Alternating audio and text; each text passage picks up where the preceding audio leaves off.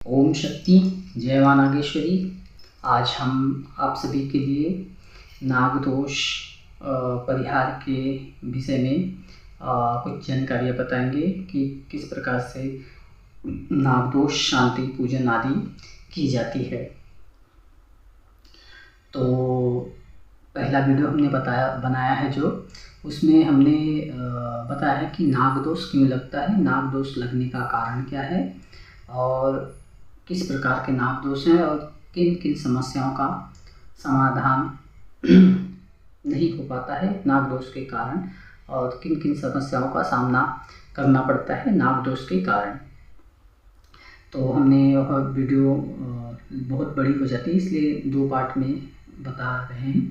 तो अगले पार्ट में हमने सब उसकी जानकारियाँ आप सभी से साझा की ही बताई है। अब यहाँ पर हम नाग माता के कृपा से, अनुग्रह से, गुरु माता के अनुग्रह से हम आपको जो नागदोष का परिहार है वो कैसे कर सकते हैं और वो कितना प्रभाव उसका शांत होता है, कैसा क्या, उसके विषय में हम आपको सूक्ष्म जो जानकारियाँ हैं उतना ही बताएंगे, क्योंकि उसकी व्याख्या करेंगे तो बहुत बड़ा है और हमें उतना भी ज्ञान नहीं है उस विशाल काय समुद्र के समान उनकी सारी जानकारियाँ होती हैं। तो यहाँ पर हम देखेंगे कि कारण तो पहले ही बताया है कि कई कारणों से नागदोष लगने के कारण होते हैं हमारे या स्वप्न आदि में दिखते करते हैं, तो वो विषय नहीं है। इस विषय में यहाँ पे यह है कि नागदोष को शांत कैसे किया जा सकता है। इसमें कुछ चीज़ें हैं, जैसे कि शास्त्रों में कई नागदोष परिहार का पूजन होता है, बताया गया है, जो कि यदि उसमें भी प्रावधान है कि किसका नागदोष किस प्रभाव का है, किस प्रकार का नागदोष कुंडली में है या जो भी है दैविक शक्तियों द्वारा संकेत मिलता है उसके द्वारा बताने पे उसका परिहार होता है। तो अगर नाग की हत्या हो गई है तो उसका, जैसे मृत व्यक्ति का हम लोग पिंडदान आदि करते हैं, उसी प्रकार से नागबलि, नागदोष परिहार के लिए भी कई सारी पूजाएं अनुष्ठान होते हैं जो विद्वान ब्राह्मण आदि होते हैं उनके द्वारा वो कराया जाता है।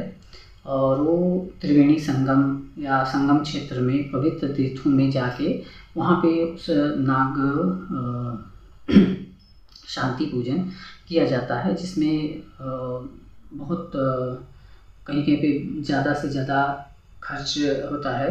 इसके लिए आर्थिक व्यवस्था भी अच्छा होना चाहिए। तो संगम आदि पे जाके विशेष रुपये और सूक्ष्म में या अधिक कम में करवाते हैं तो उसका पूर्ण फल नहीं मिलता और वह दोष शांत नहीं होता है। कहीं कहीं पे लोग जाते हैं और अगर योग्य ब्राह्मण या योग्य सिद्ध पुरुष ना हो तो ऐसे ही अगर करवाते हैं कहीं पे, अगर वो कम में थोड़े बहुत ऐसे विधि विधान सही से नहीं करते हैं तो नागदोष या कोई भी पूजा पाठ व अनुष्ठान हो, यदि सच्चे हृदय से सच्चे साधक और सच्चे भक्तों द्वारा यदि वह नहीं सिद्ध ब्राह्मण आदि द्वारा किया जाता है तो भगवान या जो भी दोष आदि वो शांत नहीं होता है और वो सही से कार्य नहीं होता है। तो इसके लिए क्या है, कभी भी नागदोष आदि शांत करना हो या कोई भी अनुष्ठान, उसके लिए सिद्ध पुरुष या सिद्ध ब्राह्मण आदि का ही चयन करें जो विद्वान हो, जिनके वाणी की मर्यादा, उनकी वाणी की लाज रखते हों देवी देवता, क्योंकि उनके वाणी उन्होंने जो शब्द देते हैं, जो शब्द कहते हैं, उसकी लाज वो भगवान उनकी रखते हैं। उनके साधक होते हैं, उपासक उनके दास होते हैं, उनके सेवक होते हैं, तो उनकी लाज भगवान रखते हैं। तो जो भी अनुष्ठान, जो भी पूजा विधि विधान करते हैं भक्त, तो भक्तों द्वारा होता है, तो भक्तों द्वारा किए हुए कार्य में सिद्धि भगवान शीघ्र प्रदान करते हैं। और तो वहाँ पे जो शास्त्रोक्त करेंगे वहाँ पे, तो वहाँ पे धन की आवश्यकता ज़्यादा लगती है। सभी का अलग अलग विधि विधान है, अलग जो भी जितना जो लेते होंगे वो तो हो गया, धन के हिसाब से इतना है। फिर आप यदि आपके पास धन नहीं है फिर भी आप परेशान हैं और नागदोष है, काल सर्पदोष है, महाकाल सर्पदोष है, कई प्रकार के नाग दोष होते हैं। सूक्ष्म होता है, विशाल होता है, और राहु और केतु के मध्य में सारे नवग्रह आ जाने पे महाकाल सर्प दोष माना जाता है। उसमें साधक की अकाल मृत्यु का भय बना रहता है। तो ये सब अलग अलग प्रकरण हैं। तो उसमें से क्या है कि यदि आपके पास आर्थिक तंगी है, यदि आप इतने धनवान आदि भी नहीं हैं, तो उसके लिए कई सारे भगवान ने प्रावधान भी किए हुए हैं। जिसके पास आर्थिक तंगी है, जिनके पास धन नहीं है, तो भी इसका कुछ स्वयं ही इसकी प्रयत्न करके उस प्रभाव को शांत किया जा सकता है, उसके प्रभाव को शांत किया जाएगा और हो जाता है। उसमें तुम्हें राहत मिलेगी। उसमें से है कि जैसे रुद्राभिषेक वगैरह यदि आप करवाते हैं नागदोष के लिए, पीड़ित व्यक्ति के लिए नाम से, या स्वयं वो करते हैं, जिसे नागदोष है वो स्वयं भी पूजा पाठ करे। जिसमें से विशेष है शिव की आराधना करना, शिव जी का रुद्राभिषेक करना, सोमवार के दिन, हर सोमवार के दिन दूध आदि अभिषेक करना, शिव जी के ऊपर बेलपत्र आदि चढ़ा के उनसे रखना, ओम नमः शिवाय ओम का जाप करना नाग दोष से परिहार के लिए। ओम नमः शिवाय का जाप हो गया। फिर और जो भी अपना महाशिवरात्रि आदि रहते हैं, तो हर मासिक शिवरात्रि में भी, प्रदोष आदि में भी आप शिव का अभिषेक करें। फिर उसके बाद ये रहता है, आप उसमें सोमवार का या नागपंचमी अथवा का नागों के लिए, नाग दोष परिहार के लिए सोमवार का शिव जी से संकल्प करके व्रत का भी पालन कर सकते हैं, व्रत रख सकते हैं। व्रत के रखने से भी और ओम नमः शिवाय का जप निरंतर करने से नाग दोष शांत होता है धीरे धीरे। फिर उसके बाद और भी छोटे सूक्ष्म विधान हैं, जिसमें नाग नागिन के चांदी के जोड़े बनवा के सूक्ष्म पूजा आदि अनुष्ठान करते हैं नाग माता का। तो आप मनसा देवी, नाग माता का, नाग देवी, नाग देवता का पूजा व्रत आदि कर सकते हैं। तो हर महीने में ही पंचमी तिथि आती है। पंचमी तिथियों में शनिवार के दिन भी आप नाग देवी, नाग देवता को दूध आदि शिवालय में चढ़ाएं शनिवार के दिन, और उस दिन वहाँ पे पूजा अर्चना जो भी यथाशक्ति हो आप करें। दूध, दही, पंचामृत स्नान आदि भी करा सकते हैं। फल फूल जो भी हो, आपके खीर का भोग भी लगा सकते हैं आपकी यथाशक्ति। और नहीं है ज़्यादा कुछ तो आप दूध ले लें और एक कटोरे में दूध और उसमें मिश्री डाल के और कुछ केले उसमें डाल के दूध का कटोरा शिवालय में या पीपल वृक्ष के या वट वृक्ष के नीचे रखें नाग दोष के परिहार के लिए। और उस वट वृक्ष या पीपल वृक्ष की परिक्रमा करें, जितना हो सके उतनी परिक्रमा करें। 7 परिक्रमा करें, 21 करें, 11 करें, 51, 54, 108 जितनी होगी आप नमः शिवाय ओम बोल के जो कि आप परिक्रमा करेंगे, तो उससे भी नाग दोष शांत होता है। क्योंकि पीपल वृक्ष और वट वृक्ष में नाग देवी देवताओं का, शिव का वास होता है, तो वहाँ पे आपके नाग दोष का भी शांति हो सकता है। और सूक्ष्म विधान में और भी एक विधान आता है कि ये सब तो आप स्वयं भी कर सकते हैं। और होता है कि कोई ब्राह्मण या कोई ऐसे सिद्ध पुरुष हैं, तो उनके द्वारा भी, जिससे कि हम करते हैं तो नाग शांति के लिए होता है। तो उसमें हवन आदि भी होते हैं शांति के लिए। तो चांदी के छोटे छोटे नाग नागिन के जोड़े होते हैं, तांबा के नाग नागिन के जोड़े होते हैं, लोहे का भी मिले तो ले लेते हैं, आटे का भी नाग नागिन का जोड़ा, हल्दी डाल के पीली नाग नागिन का जोड़ा बनता है, कुशा का नाग नागिन का जोड़ा बनता है, कुश होता है जो कुशा होती है दार्भ, उसका भी नाग नागिन का जोड़ा बनाते हैं। उसमें उस नाग देवी नाग देवता का जो भी नाग दोष, नाग मृत नाग के कारण उसकी जीवात्मा जो है नाग पीड़ित कर रही हैं, तो उसमें हम वहाँ पे उन सभी नाग जो नागों के कारण आपको कष्ट हो रहा है उन नागों का आवाहन किया जाता है। उसमें करके आवाहन करके पूजा विधि विधान करके धूप दीप षोडशोपचार पूजन करते हैं। और काला तिल आदि भी उसमें उपयोग होता है। हल्दी का विशेष उपयोग होता है। कभी भी ध्यान रखें, नाग पूजा में विशेष करके हल्दी का उपयोग किया जाता है। हल्दी से बहुत प्रसन्न होते हैं नाग देवता और नाग देवी। तो नाग पूजन में विशेष करके हल्दी का उपयोग किया जाता है। तो उसमें नींबू, नारियल, केला, फल और अन्य और भी वस्तुएं होती हैं उसमें पूजा अनुष्ठान में वो करके वहाँ पे जो होता है कि जिस व्यक्ति को रहता है उसके नाम से वहाँ पे रख के किसी तीर्थ स्थान पे या संगम स्थान पे या कहीं ऐसे जगह पे, हाँ, इस प्रकार से हम वहाँ पे पूजा अनुष्ठान करके उसको फिर उतारते हैं। उसके सिर से 7 बार वार के उसे जल प्रवाह किया जाता है, ताकि जो नाग दोष है, जो नाग देवता, जो नाग प्रेत शक्ति है, जो उसके ऊपर दोष निर्माण हुआ है, उस दोष को परिहार के स्वरूप क्षमा याचना करके पश्चाताप करते हैं। मतलब इसमें यह रहता है कि हम जाने अनजाने इस जन्म में, नहीं तो पूर्व जन्म में, नहीं तो हमारे माता पिता या हमारे घर परिवार कुटुंब में किसी ने किसी पीढ़ी में किसी ने सर्प को मारा होगा और इसी के कारण हमें सर्प दोष लग रहा है, नाग दोष लग रहा है। तो हमें पश्चाताप करना है कि हमसे जाने अनजाने कोई ना कोई अपराध तो हुआ है, हमारे अपराध के कारण हमें यह दोष लग रहा है। उसके लिए हम क्षमा याचना चाहते हैं कि आगे से हमसे कोई अपराध ना हो और हम पश्चाताप के अग्नि में जल दें और हमें शांति हो और उस नाग देवता को भी शांति मिले। इसलिए भगवान की पूजा अर्चना प्रार्थना आदि करने से भगवान उन्हें भी शांति दे और हम उस अपराध के लिए क्षमा चाहते हुए और हमारे अपराधों को क्षमा करके हमें भी शांति प्रदान करे।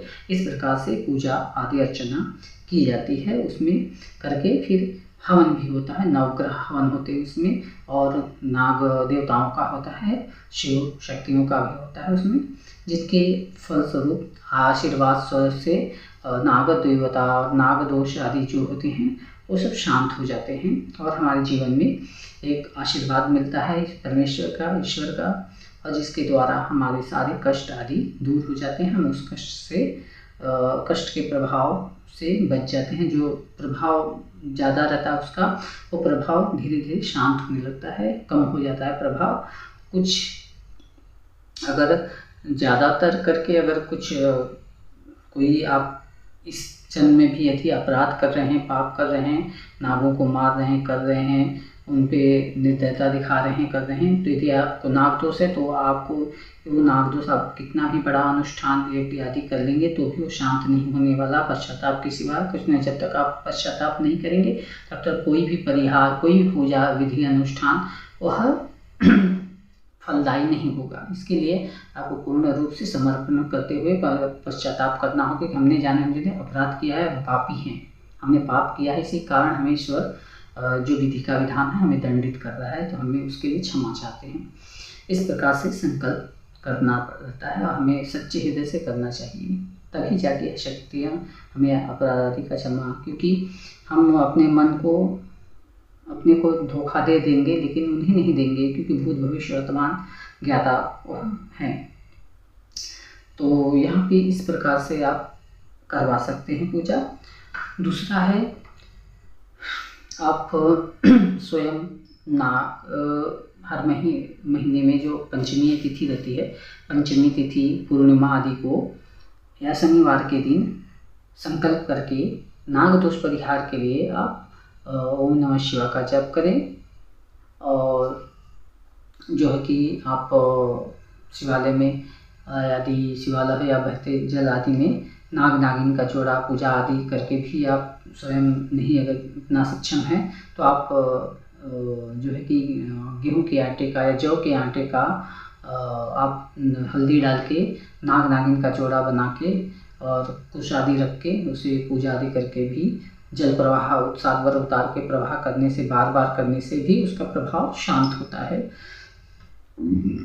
तो उसके लिए पूर्णिमा आदि तिथि हो, अमावस्या तिथि हो, पूर्णिमा तिथि हो या पंचमी तिथि हो या नाग पंचमी तिथि हो। नाग पंचमी साल में जो विशेष पूजा होती है, नाग पंचमी का वो विशेष होती है जो आने वाली है अभी।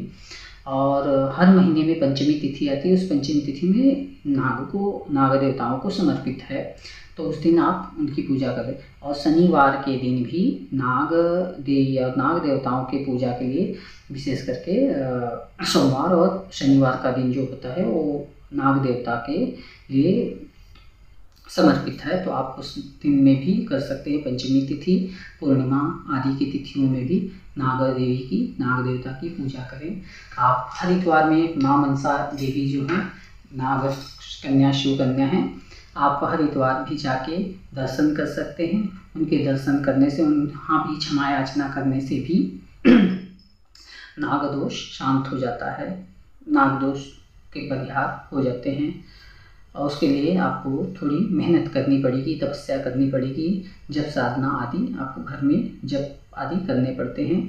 और फिर आप अगर आपके यहाँ कहीं पे दक्षिण भारत में जाएंगे तो सुब्रमण्यम स्वामी का मंदिर है, जहाँ पे आप दर्शन करने मात्र से भी वहाँ सुब्रमण्यम स्वामी स्थल जो धर्म स्थल है, वहाँ पे उनको वरदान है कि जो भी नागदोष आदि से पीड़ित हैं, वहाँ जाने से, दर्शन करने से उनकी नागदोष पीड़ा शांत हो जाती है, नागदोष शांत हो जाता है, उनका कल्याण होता है। तो सुब्रमण्यम स्वामी आप धर्मस्थल में भी जा सकते हैं और देवस्थान है, तो आप वहाँ पे जाके आएंगे तो भी आपका नाग दोष शांत हो। लेकिन वहाँ पे भी जाने के बाद कुछ पूजा अनुष्ठान होता है, आप करें और सच्चे हृदय से क्षमा याचना प्रार्थना करें और विश्वास रखें कि हम आए हैं और भगवान की कृपा होगी और हमें इससे दोष का परिहार हो जाएगा, वो दोष शांत हो जाएगा और हमारा कल्याण होगा, ऐसा पूर्ण विश्वास करें। तो इस प्रकार से आप वहाँ पर सुब्रमण्यम स्वामी में जाके आ सकते हैं, वहाँ भी हो जाएगा। और आप घर परिवार आदि में यदि कोई सर्प को मार रहा है तो उसे मारने करने से भी रुके, ऐसा करने से आपका दोष शांत नहीं होगा और प्रभावशाली होता जाएगा। तो आप उसका भी ध्यान दें, क्योंकि सर्प कारण ही है वो कि पूर्वजन्म में, इस जन्म में आपके द्वारा या आपके माता पिता के द्वारा या आपके किसी पितर ने भी सर्प को मारा है, क्योंकि सर्प का जो दोष होता है वो 7 जन्मों तक लगता है। नाग जो होते हैं, नाग अपना प्रतिशोध 7 जन्म तक लेते हैं अगर शांत नहीं किया गया तो, और 7 पीढ़ियों तक नाग दोष लगता है। सबके अलग अलग विचार होंगे, हमें उसका नहीं है, पर हमें जहाँ तक जानकारियाँ हैं, हमें अनुभव है, 7 पीढ़ियों तक अगर एक हमारे किसी पूर्वज ने भी यदि नागों को मारा है तो उसका हर्जाना आने वाली पीढ़ियों तक को भुगतना पड़ता है, क्योंकि वो कष्ट उनके जहाँ जन्म आदि ले लिए हैं, कन्या पुत्र आदि पितृलोक में भी हैं, तो भी उन्हें वो नागदोष कष्टदायी होता है, क्योंकि जो भी क्रिया आदि होगा नाग दोष सबको लगते जाएगा और 7 पीढ़ियों तक का विनाश करता है और 7 जन्म तक यह लगता है, 7 जन्म तक के लगेगा। यदि जब तक आप उसका शांति पूजन अनुष्ठान आदि कुछ नहीं करेंगे तो शांत नहीं होगा, तब तक वो शांत नहीं होला। जब तक सोचेंगे कि अब भाई कुछ नहीं होगा, वो तो हमारे दादाजी ने मारा था, आप पहले पूर्वज ने किसी ने किया, वो हमको क्यों लगेगा, हमें नहीं लगता है, उन्होंने किया है, उनके साथ उनका कर्म उनके साथ नहीं, ऐसा नहीं होता है।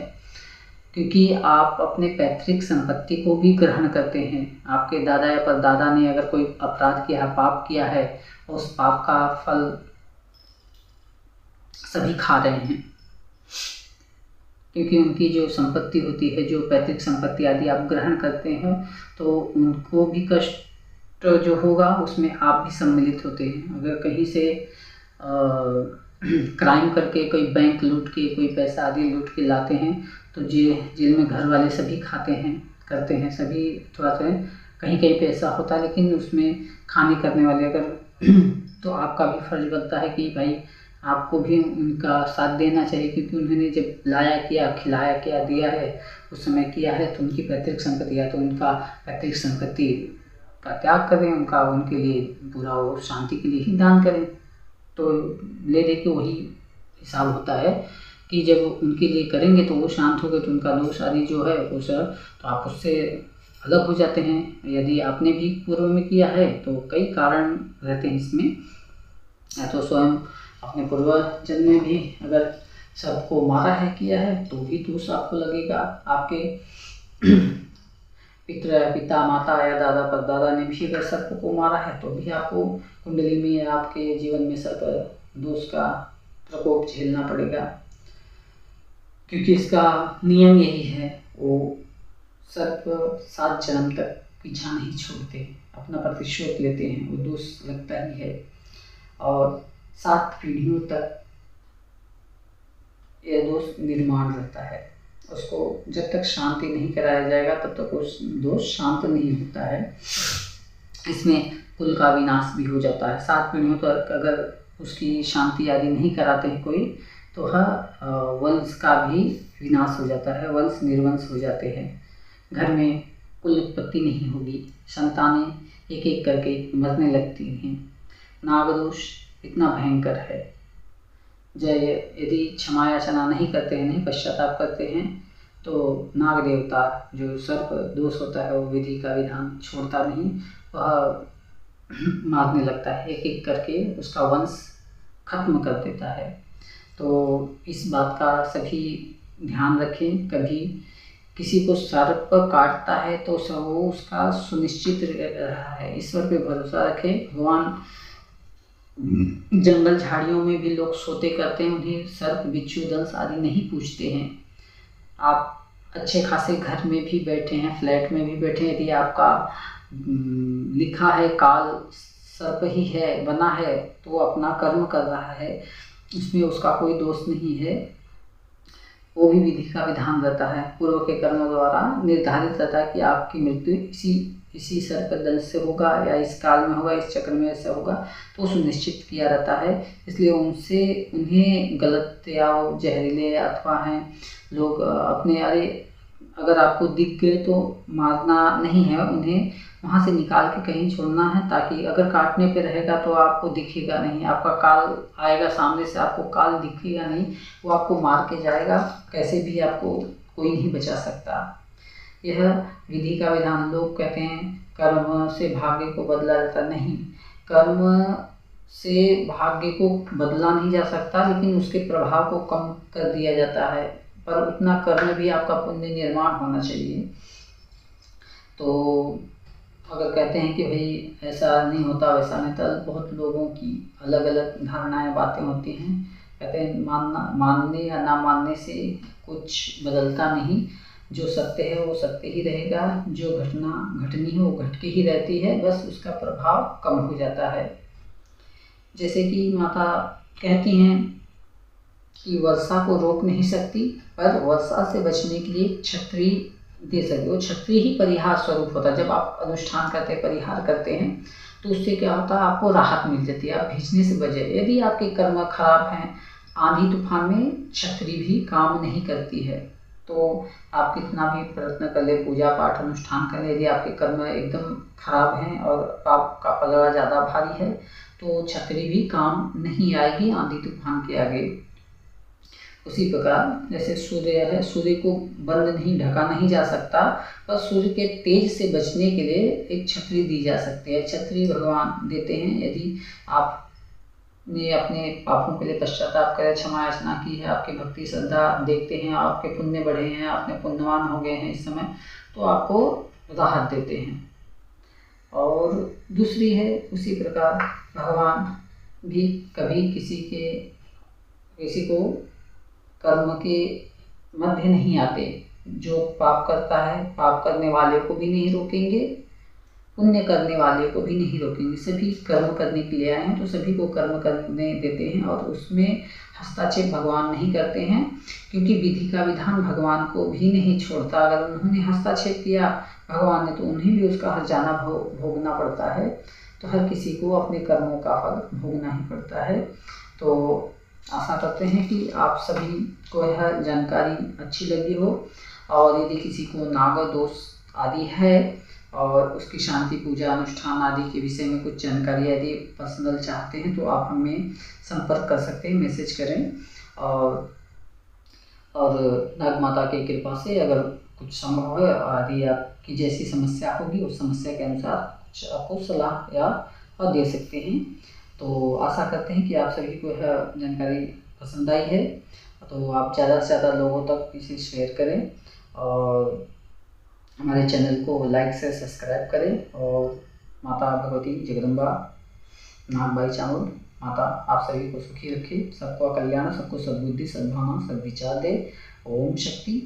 जय मां नागेश्वरी। ओम शक्ति। ओम शक्ति।